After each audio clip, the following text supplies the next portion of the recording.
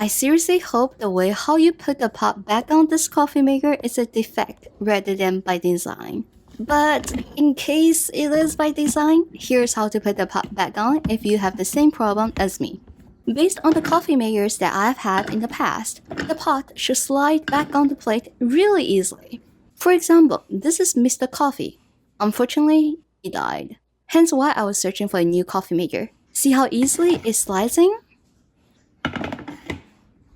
Let's take a closer look. Notice how the drip part is designed differently on these two coffee makers. The one that slides in easily has a wider curve to allow the pot to slide in easily,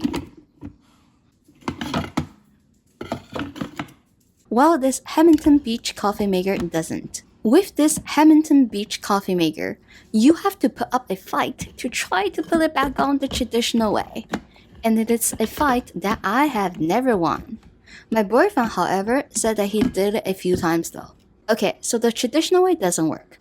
And if it is not a flaw, and rather it's by design, then this is how you put the pot back on the plate. First, you slide open the coffee filter holder.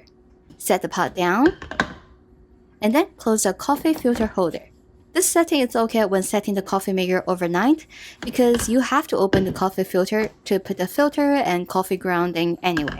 But it might be pretty frustrating if you have to do it in the morning or every single time you have to use the pot during the day. I hope this helps. Check the description for any updates or additional resources.